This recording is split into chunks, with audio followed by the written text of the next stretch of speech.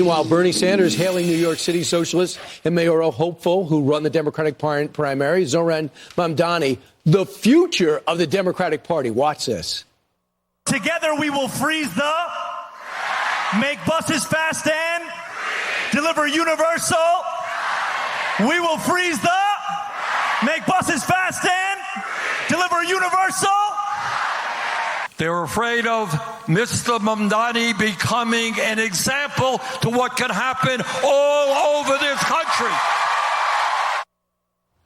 Yeah, exactly, Bernie, right on the nose. Our next guests have both lived the American dream and are here warning New Yorkers about the dangers of socialism. Vivek Ramaswamy is here, and Florida GOP Senator, former Governor Rick Scott. They're teaming up to make sure you become the next governor. First off, Bernie Sanders was 100% right. Republicans and some Democrats fear that that's the future of the party because that 33-year-old might win in New York, but that is not a message that's going to win in America. Well, look, I think from the politics of it, I think it's pretty clear that if Mamdani does win in New York, that's actually a gift for Republicans in the midterms. They're running ads about him already. But the fact of the matter is, still, New York is one of America's premier cities. We don't want to see this city fail. What I want to see Republicans do and what I want to see us doing here is set an example for being the party of capitalism. What does that alternative actually look like? Because if you look at young people, why is Mamdani popular? You look at many young people say they view socialism as a more favorable system than capitalism by a majority. So I think what we're missing right now is a pro-capitalist movement to say this is the best system known to the history of man to lift people up from poverty. Make that case to young people. And I think that's up to us. And this is a great wake-up call for our side to say we're painting that alternative vision rather than making effectively the case for Andrew Cuomo, which is a pretty sad state of affairs if those are your choices. You're born working class, first generation. Sure. You had the most dire circumstances possible in many cases growing up, and you're both unbelievably successful. But there's a sense that you're not supposed to be proud of that. Oh, you should absolutely be proud of it. We should be talking about how you can go from public housing, which I did, to being able to build big companies and be the governor of Florida and U.S. senator. What we ought to talk about is exactly what Vivek said. Let's talk about the opportunity. We should be the opportunity party. We should be the freedom party. We should be the capitalism party. Right, and talk about grit and talk about what you're going to need to be successful in life no matter where you're at. So I wanted to bring you this exchange about this so-called city-run grocery stores. Even CNN can't handle it. Watch. In Kansas City, where they had a government-run grocery store.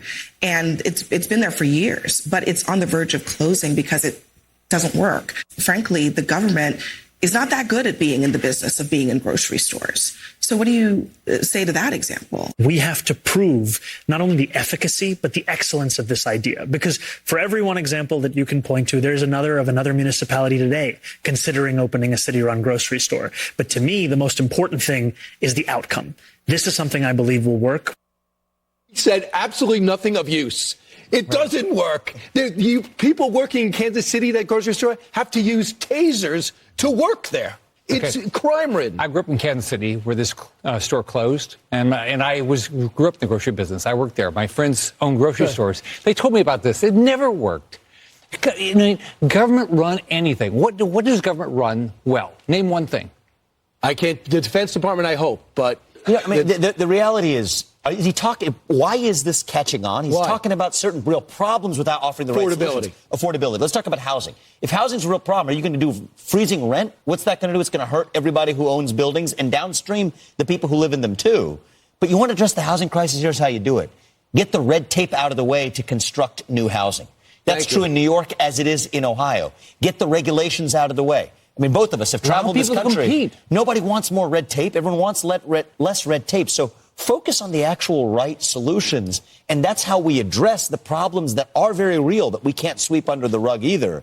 And that's the wake-up call for us as Republicans. And, guys, 8 out of 10 Americans, mostly Democrats and Republicans, say that crime is a major problem in this country. Yep. And as we see a shot of this horrific scene, this 23-year-old Ukrainian woman who survived war in Russia, and in Charlotte, she just hops on a train after working in a pizzeria, and she gets hacked to death by this career criminal sitting behind her. And the mayor doesn't want anyone to talk about it.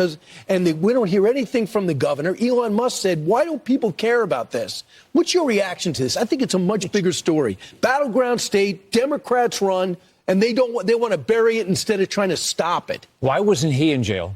Why wasn't he in prison? All right. In Florida, you have to serve your time. We don't let people out early. I mean, we have tough laws. We have great sheriffs. That's what we ought to have. What do people want? They want a good job. They want a great education, and they want to be safe.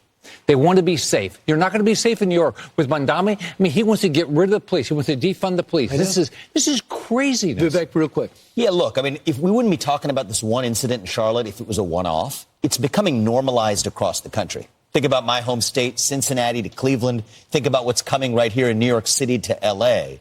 This abandonment of the rule of law has become normalized in the country. Right. And that's the psychological shift I worry about. If you accept this type of crime, where you see a video like this and you're so numb to it, to me, that's what's the most frightening part about that incident.